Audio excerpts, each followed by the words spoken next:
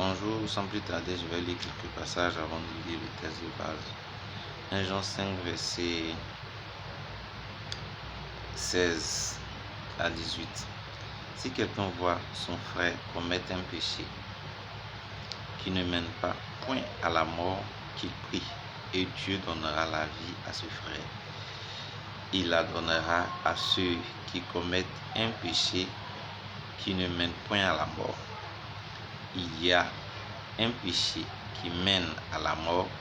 Ce n'est pas pour ce péché-là que je prie, que je dis de prier, Verset 17. Toute iniquité est un péché, et il y a un tel péché qui ne mène pas à la mort. Verset 18. Nous savons que quiconque est né de Dieu ne pêche point, mais celui qui est né de Dieu se garde lui-même, que le malin ne le touche pas. Voilà. Vous voyez, ça c'est Jean qui a dit ça. Et il a un autre verset.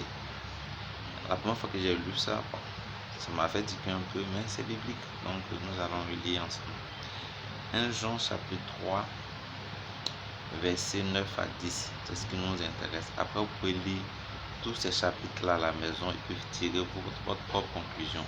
Vous pouvez me faire aussi, vous pouvez me faire parvenir vos commentaires. Voilà. Parce qu'il faut se partager la lumière si possible. 1 Jean 3, verset 9 à 10. Quiconque est né de Dieu ne pratique pas le péché parce que la semence de Dieu demeure en lui. Il ne peut pécher parce qu'il est né de Dieu. C'est par là que se font connaître les enfants de Dieu et les enfants du diable. Quiconque ne pratique pas la justice n'est pas de Dieu, non plus que celui qui n'aime pas son frère. Parole du Seigneur. Éternel Dieu, nous avons peu de temps, mais nous savons que tu peux parler peu, petit, grand.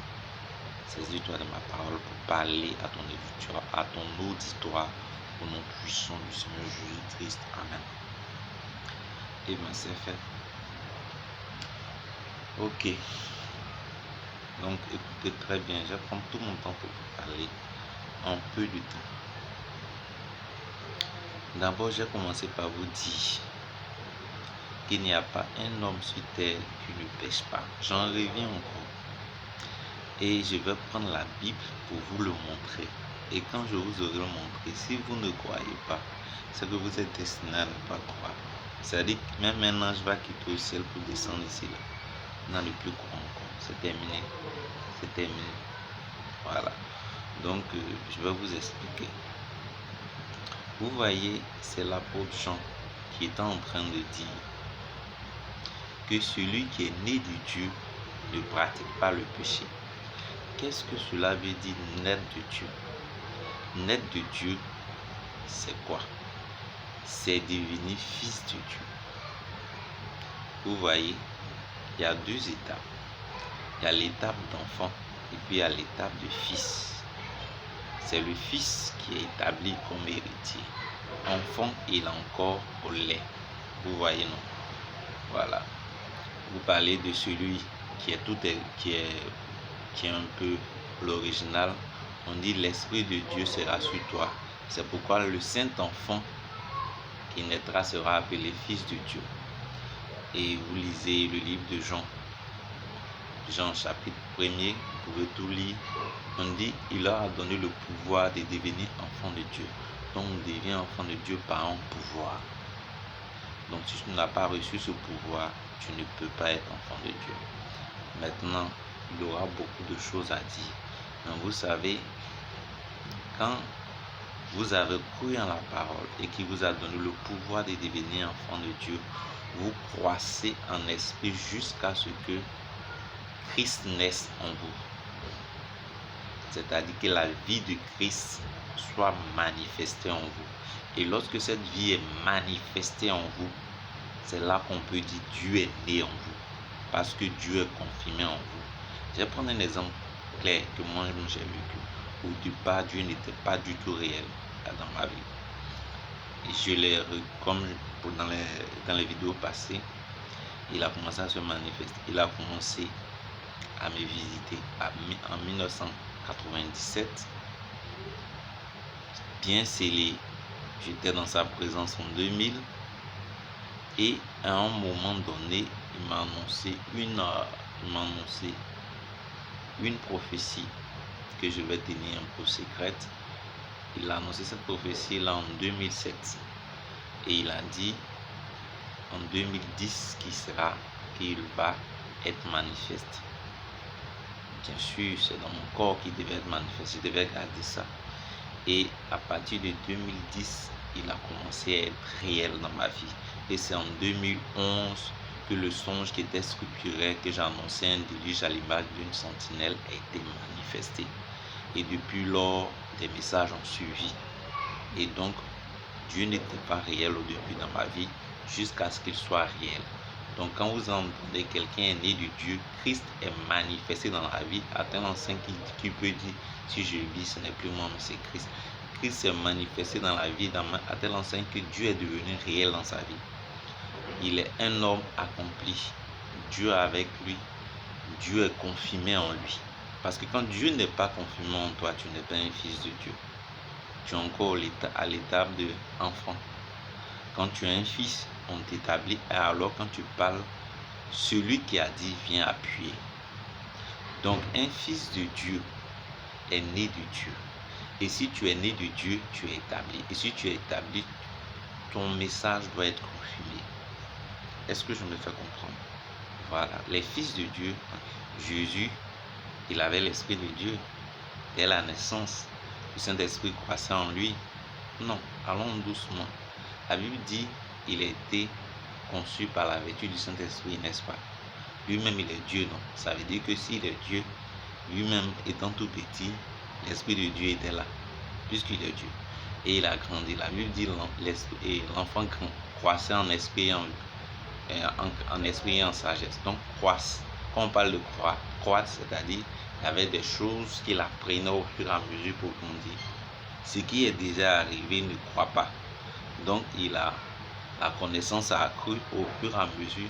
Il a atteint un certain niveau. Alors, il voit comment on appelle la colombe qui descend sur lui, sous forme du Saint-Esprit. Donc, cette colombe vient pour valider son ministère. Cette colombe vient pour dire qui il est. Cette colombe vient pour montrer qu'à partir d'aujourd'hui, il peut faire face maintenant au monde extérieur. La formation intérieure est finie. Il faut maintenant faire briller la lumière qui est en toi en tant que fils de Dieu. Dans une autre vidéo, je vais dire quels sont ceux qui ont été des types de fils de Dieu, comme Salomon. Voilà. La Bible dit, quand Dieu parlait à son père, il sera pour moi un fils et je serai pour lui un père. Je ne vais pas lui retirer ma grâce comme je l'ai retiré de Saül. Quelle était cette grâce-là? C'est l'Esprit de Dieu. Et malgré que cet homme avait l'argent qu'il fallait, avait la sagesse qu'il fallait, malgré ça, ça n'empêche pas de faire ce qu'il voulait, ça n'empêche pas d'avoir plusieurs femmes, ça n'empêchait même pas d'aller même adorer d'autres dieux. Et malgré ça, Dieu n'a pas retiré sa grâce, Dieu n'a pas retiré son esprit, il fut la lumière de son temps. Est-ce que je me fais comprendre? Donc un fils de Dieu, Dieu l'avait couvert de sa grâce pour que, quel que soit tout ce qu'il allait faire comme faute, qu'il soit couvert. C'est à travers ce genre de personnes qu'on dit heureux celui en qui Dieu n'impute pas le péché. Voilà, donc sauvé par grâce. C'était une vase de miséricorde comme moi. Maintenant, s'il y a beaucoup de prophètes, beaucoup d'hommes de Dieu comparés avant moi qui ont péché, je ne suis pas mieux qu'eux. Voilà, comme je le dis, on est des hommes, on est tous des pécheurs. Si tu veux regarder la paille qui est dans la vie, qui est dans les yeux de ton prochain, pour dire il ne veut pas croire en Dieu, c'est que tu ne vas jamais croire en Dieu. Maintenant, suis très bien cet élément-là. Voilà. Donc ici, pour résumer, parce que j'ai pris beaucoup de temps, je ne voulais pas, mais c'est Dieu. Je peux voir un peu ces choses-là. Maintenant ici, quand on dit pratiquer, c'est faire. Quelqu'un qui a l'habitude de faire. Maintenant ici, on dit quiconque est né de Dieu ne pratique pas le péché. C'est-à-dire quoi? Vous savez que voler c'est injuste, non? Tu peux pas être un voleur et puis dire que tu es un fils de Dieu.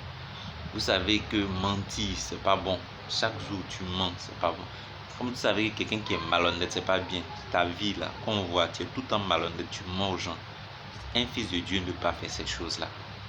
Donc, ce passage ne veut pas dire que tu ne pêches jamais. La Bible dit que tu peux pécher. Tu as le droit. Je ne sais pas si je me fais comprendre. Tu peux pécher, mais ce péché-là, c'est pas quelque chose que tu dois faire quotidiennement. La preuve, David était un grand pécheur. C'est un pécheur justifié. Il a pris la femme. Tout le monde connaît son histoire. Ainsi, c'était un fils de Dieu. La preuve, il va prendre, comment il s'appelle là, l'apôtre Pierre, après avoir donné l'évangile.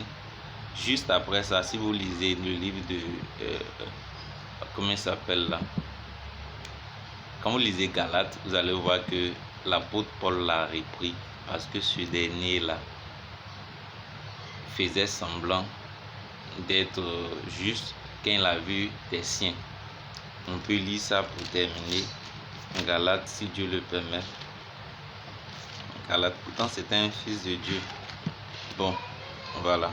Galates chapitre 2, je passe le temps donc je vais lire vite pour terminer. Galates chapitre 2, verset 9 à... Bon, comme on a peu de temps, il y a lu le verset 11 à 13. Bon, il y a lu le verset 9, que Dieu soit avec moi. Verset 9 à 13. Et ayant reconnu la grâce qui m'avait été accordée, Jacques, et ayant reconnu la grâce qui m'avait été accordée, Jacques, Cépha et Jean, qui sont regardés comme des colonnes, me donnaient à moi et à Barnabas la main d'association afin que nous allassions, nous vers les païens et eux vers les circoncis. Ils nous recommandaient seulement de nous souvenir des pauvres, et ce que j'ai bien eu soin de faire. Mais lorsque Cépha vint à Antioche, je lui résista en face parce qu'il était répréhensible. Et en effet, avant l'arrivée de quelques personnes envoyées par Jacques, il mangeait avec les frères. Eux, quand elle fut venue, il s'esquiva et se tint à l'écart par crainte des circoncis. Avec lui, les autres juifs usaient aussi de dissimulation, en sorte que Barnabas même fut entraîné par leur hypocrisie. Voilà des gens qui ont été baptisés de feu et de l'esprit, qui sont devenus fils. Pierre, qui pouvait dispenser la vie éternelle, à qui Dieu a dit: je te donne les clés de la vie éternelle. Voici, il était répréhensible, c'est-à-dire blâmable. Donc, quand on dit tu es fils de Dieu ou homme de Dieu, ça ne veut pas dire que tu ne fais pas de fautes. Tu pêches, mais tu ne prends pas plaisir au péché. C'est la différence. Et toi, tu fais tout pour être juste, pour être honnête chaque jour de ta vie. Voilà comment on reconnaît les gens justes. Merci et bonjour chez vous. Amen.